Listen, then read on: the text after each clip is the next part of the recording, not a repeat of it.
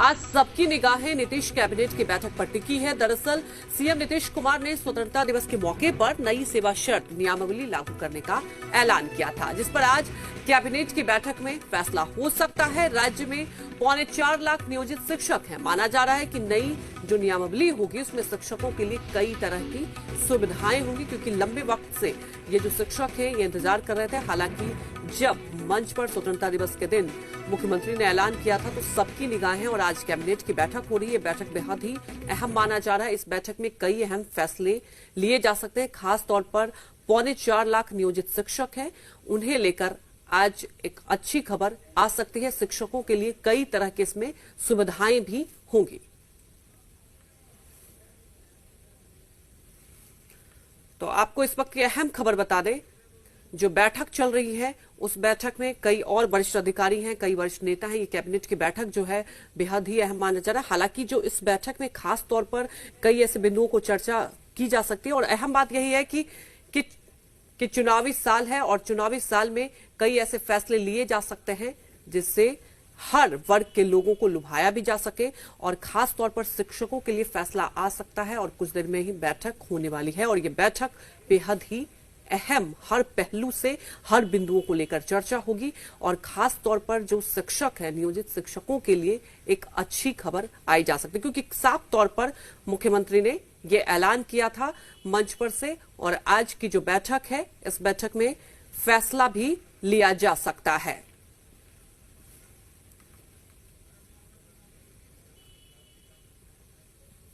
तो तमाम जानकारी के साथ हमारे संवाददाता प्रीतम लाइव जुड़ चुके हैं। प्रीतम, सबसे बड़ी बात यह है कि नियोजित शिक्षकों की बात की जाए तो इस पर सबकी निगाहें टिकी हुई है और बहुत लंबे वक्त से इंतजार कर रहे थे। तो आपको क्या लगता है आज एक खुशखबरी होने वाली है? वहीं ये जो कैबिनेट की बैठक है, आपको क्या लगता है क्या और भी ऐसे कुछ अहम फैसले लिए जा सकते हैं? जी बिल्कुल अंजलि, जैसा कि 15 अगस्त के दिन जब गांधी मैदान से जब वो संबोधित कर रहे थे मुख्यमंत्री नीतीश कुमार, तो उन्होंने कहा था कि अगले दो तीन दिनों में ही हम घोषणा करेंगे सेवा शर्त को लेकर।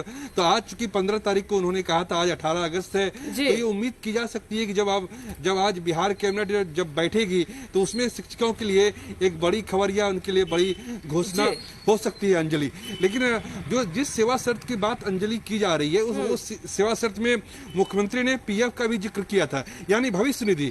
और ये भविष्य निधि एक ऐसी चीज है जो कि हर सरकार को देना होता है, वो कोई ऑब्लिगेशन नहीं होता है। वो सरकार का, वो जो भी कर्मचारी काम करते हैं, ये उसका एक संवैधानिक अधिकार होता है। और बिहार में जब से नियोजित जो भी जिन भी शिक्षकों का नियोजन हुआ है उनको अब तक जो है पीएफ का लाभ नहीं मिला है। देखा गया है कि कई बार जो शिक्षक जिनकी मृत्यु हो गई काम करते करते, उनको सरकार की तरफ से कोई लाभ नहीं मिला। तो अगर सरकार ये कहती है कि हम पीएफ दे रहे हैं, तो पीएफ तो हर जो कर्मचारी है उसका संवैधानिक अधिकार होता है। दूसरी बात जो ट्रांसफर और पोस्टिंग की बात की जा रही है, अब तक ये होता आ रहा है कि जो भी शिक्षक जिनका नियोजन मान लीजिए कि भागलपुर में हुआ या बांका में हुआ। प्रीतम, आप हमारे साथ बने रहिए। हमारे साथ केदारनाथ जी जुड़ चुके हैं, जो कि अध्यक्ष हैं बिहार माध्यमिक शिक्षा के। केदारनाथ जी, आपका जी बिहार पर बहुत बहुत स्वागत है। केदारनाथ जी, क्या उम्मीद है आपको, क्योंकि खुद मुख्यमंत्री ने ऐलान किया था मंच से स्वतंत्रता दिवस के मौके पर और आज कैबिनेट की बैठक होने वाली है, और क्या कुछ उम्मीदें कर रहे हैं आप लोग? हम तो उम्मीद कर रहे हैं मैडम की एक अच्छी सेवा शर्त नियमावली सरकार लेके आएगी जी, जिससे शिक्षकों को पद, पैसा और प्रतिष्ठा प्राप्त होगा और एक सम्मान का बोध उन्हें महसूस होगा, आर्थिक रूप से अपने को सबल महसूस करेंगे। लेकिन विशद टिप्पणी तो सेवा शर्त नियमावली स्वीकृत होने के बाद उसको देखने पर ही किया जा सकता है जी। तो क्या आपको लगता है जब ये फैसला आएगा तो एक उत्साह भी होगा शिक्षकों में और एक जो बदलाव शिक्षा नीति की जो बार बार कही जाती है बिहार में, क्योंकि हम चाहेंगे कि आप इस पर भी फोकस करें कि क्या आपको लगता है वो बदलाव भी करेंगे आप लोग, क्योंकि आप लोगों की अगर मांग मानी जाएगी तो बच्चों के लिए जो भविष्य कहा जाता है, आप लोग भविष्य को संवारते हैं, तो और बेहतर तरीके से आप लोग कुछ प्लान करेंगे? ये निश्चित है कि सेवा शर्त नियमावली में भविष्य का एक खाका होता है जी, तो वो ज्यादा से ज्यादा शिक्षकों को संतुष्ट तो करेगी ही, और अगर शिक्षक संतुष्ट होंगे तो विद्यालयों में, कक्षाओं में गुणवत्तापूर्ण शिक्षा भी इससे बढ़ेगी। जी, ये बात बिल्कुल सही है। बिल्कुल। तो केदारनाथ पांडे जी, 4.25 लाख नियोजित ऐसे शिक्षक हैं जो माना जा रहा है उनको नियमावली में लाया जाएगा। तो क्या आपको लगता है, जैसा कि आप कह रहे हैं कि बेहतर होगा शिक्षा नीति, और क्या कुछ उम्मीद करते हैं, क्योंकि कई लंबे वक्त से आप लोग ये मांग कर रहे हैं और अब बिहार में चुनाव भी है, तो क्या आपको लगता है कि इसके मद्देनजर ये फैसला लिया जाएगा? लेकिन खैर, जिसके मद्देनजर फैसला लिया जाए, आप लोग के लिए तो अच्छी खबर है। हाँ, ये लंबे समय से लंबित मामला पड़ा रहा है, 2015 से ही लंबित पड़ा रहा है।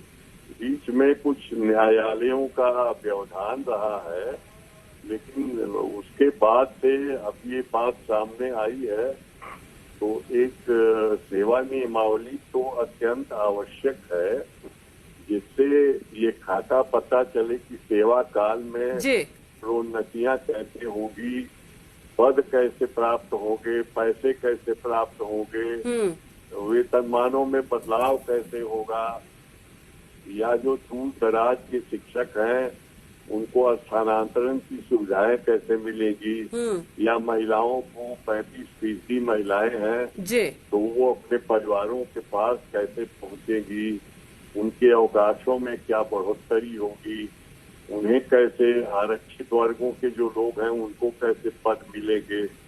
ये सारी बातें सेवा शर्तों में होती है, और फिर सेवोत्तर लाभ उनको कैसे मिलेंगे, यही सब सेवा शर्त नियमावली में होता है। अपेक्षा हमारी है कि अच्छी सेवा शर्त नियमावली। बिल्कुल केदार पांडे जी, यही उम्मीद करते हैं कि जो आप लोग की शर्तें मांगी गई थी वो पूरी हो जाए और शिक्षा नीति में भी बेहतर हो। जैसा कि आप कह रहे हैं कि एक उत्साह रहेगा, तो आप लोग भी एक बदलाव करेंगे और बेहद उत्साह के तरीके से बच्चों के लिए भविष्य भी सुधारेंगे। हमारे साथ बातचीत करने के लिए आपका शुक्रिया। तो वहीं बांका जिले के 5500 नियोजित शिक्षकों की नजर आज नीतीश कैबिनेट की होने वाली बैठक पर है और उन फैसलों पर टिकी है। दरअसल आज कैबिनेट की बैठक में नियोजित शिक्षकों के लिए नई सेवा शर्त पर फैसला हो सकता है।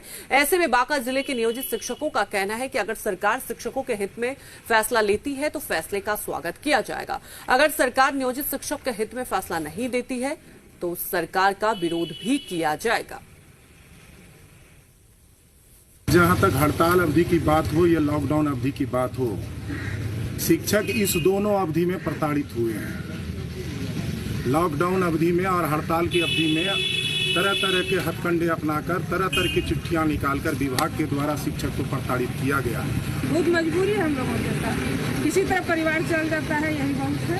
अच्छा, बच्चे को अच्छी शिक्षा नहीं दे पा रहे, टीचर हो के बच्चा कहता है कि तुम टीचर हो, हम ये करना चाहते हैं, लेकिन हम आगे नहीं बढ़ा पाते। हड़ताल के दरमियान जो हम लोग के दैनिक जो कार्य था या दैनिक जो हमारी समस्याएं थी, वो उसमें हम लोगों को काफ़ी कठिनाइयों का सामना करना पड़ा और किसी तरह से हम लोग यानी कि जोर जुगुत लगा के अपना रोजी रोटी चलाए। बहुत ही दयनीय स्थिति है हम लोगों का, समय पर भुगतान नहीं हो पाता है, बहुत एरियर भी बाकी है। आरा में नियोजित शिक्षक अपनी बदहाली पर रो रहे हैं। आरा के जिला स्कूल में नियोजित शिक्षक संजय कुमार का कहना है कि किसी तरह से घर चल रहा है। शिक्षक परमेश्वर राम से भी सरकार को ही दोषी ठहराया। सरकार शिक्षकों के प्रति बिल्कुल उदासीन है। लॉकडाउन की स्थिति के बारे में शिक्षकों का जो वेतन के अभाव में बहुत से शिक्षकों की जानें चली गई और कितने शिक्षक जो है बीमारी के कारण जूझ रहे हैं और उनके परिवार की स्थिति बदतर है। पेमेंट का बहुत खराब है। अभी 2 महीने से पेमेंट नहीं हो रहा। कैसे काम चल रहा है आप लोगों का? जैसे तैसे। वहीं हमारे सहयोगी प्रीतम हमारे साथ लाइव जुड़े हुए हैं। प्रीतम, जैसा कि आप कह रहे थे कि एक बदलाव होने की उम्मीद तो है और इस कैबिनेट बैठक की बात कर लें, ऐसा माना जा रहा है कि ये फैसला लिया जा सकता है, लेकिन आप देख रहे हैं कि बहुत उम्मीद से ये शिक्षक कैबिनेट बैठक पर लगाए हुए हैं और साफ तौर पर कहना है कि अगर हमारी मांगे नहीं मांगी गई तो हम फिर से विरोध करेंगे, क्योंकि लगातार ये सिलसिला चलते आ रहा है। तो क्या आपको लगता है कि आज का जो कैबिनेट में फैसला होगा, इनकी मांगे मांगी जाएगी? उम्मीद तो यही की जा रही है। हाँ जी, हमें ऐसा लगता है, हम ये उम्मीद कर सकते हैं कि जब कैबिनेट की बैठक होगी और जब वो समाप्त होगी तो वो जो शिक्षक जो पिछले 5 साल से संघर्ष कर रहे थे सेवा शर्त को लेकर, तो वो जो वर्षों पुरानी साध है वो पूरी हो पाएगी। क्योंकि देखिए क्या होता है अंजलि की, एक ही स्कूल में एक शिक्षक जिनकी सैलरी 27,000 रुपये है और उसी स्कूल में कोई और शिक्षक है जिनका वेतन जो है वो 1.25 लाख के आसपास है। तो एक बहुत बड़ा डिफरेंस हो जाता है सैलरी को लेकर। हमारे साथ खुद इस वक्त जो आरजेडी के प्रवक्ता है मृत्युंजय तिवारी, हम उनसे बात करेंगे। सर, आज बैठक होने वाली है कैबिनेट की, आप क्या उम्मीद करके चलते हैं? 2015 में सेवा शर्त का गठन हुआ था, 5 साल हो गया, 2 महीने बाद चुनाव होने, क्या पूरा कुछ चुनाव से संबंधित है क्या? देखिए, सारा उम्मीद तो चकनाचूर हो गया शिक्षकों का, चिकित्सकों का, सभी लोगों का। अरे जब आपको मौका मिला तो किए नहीं, अब चुनावी लॉलीपॉप दिखा रहे हैं और उस समय लाठी शिक्षकों पर बरसा रहे थे, एफआईआर कर रहे थे। अब जो भी शिक्षकों का मांग होगा, राष्ट्रीय जनता दल श्री तेजस्वी यादव जी के हाथों सारा मांग सरकार बनने के बाद शिक्षकों का पूरा होगा। खिलाड़ियों के बारे में मुख्यमंत्री जी ने घोषणा किया, 250 खिलाड़ियों की नियुक्ति होगी। 6 वर्षों से खिलाड़ियों की नियुक्ति क्यों बंद है, ये माननीय मुख्यमंत्री जी नहीं बता पा रहे। तो आज कैबिनेट की बैठक हो जाएगी, जो ये चुनावी लॉलीपॉप के सिवाय कुछ नहीं है। कई बार मुख्यमंत्री जी ने शिक्षकों को घोषणा किया कि ये देंगे, वो करेंगे, क्या सेवा शर्त लागू करेंगे, ये सब मुख्यमंत्री जी ने नहीं बताया है। तो अभी भी दाल में काला नहीं, पूरी दाल ही काली है। तो समझ सकते हैं अंजलि, जो विपक्ष के लोग हैं इनका कहना है कि चूंकि चुनाव बिहार में संभावित है कि अक्टूबर नवंबर में होंगे, अगर अक्टूबर नवंबर में चुनाव होता है तो सितंबर में उसकी बाकायदा घोषणा हो जाएगी। उसके बाद सरकार के पास समय नहीं रह जाता है कि वो शिक्षकों के लिए कुछ कर पाए। उसके पास 15-20 दिन का समय है, इसमें शिक्षक का जो भला होना होगा वो होगा। लेकिन ये अंजलि, ये मान के चलना चाहिए कि जो पूरी तरीके से जो मांग उम्मीद कर रहे हैं शिक्षक की, वो सभी मांगे पूरी होने वाली है, वो नहीं होने वाली है, वो नहीं हो सकती। जहां तक हमें जानकारी है उसके मुताबिक ये है कि जो ट्रांसफर अभी जो ट्रांसफर होता है वो साल में वो अपने पूरे लाइफ टर्म में 2 बार 3 बार ट्रांसफर ले सकते हैं। लेकिन बिल्कुल प्रीतम, अहम बात आपने रखी है क्योंकि चुनावी साल है और विपक्ष भी आरोप लगा रही कि चुनावी लॉलीपॉप दिया जाएगा और ये इस पर भी हमारी निगाहें रहेंगी कि क्या कुछ फैसला लिया जाएगा। आगे भी आपसे अपडेट लेते रहेंगे। फिलहाल हमारे साथ जुड़ने के लिए आपका शुक्रिया। तो आपको इस वक्त की अहम खबर बता रहे थे कि कैबिनेट की बैठक होने वाली है और इस बैठक में कई अहम फैसले लिए जा सकते हैं।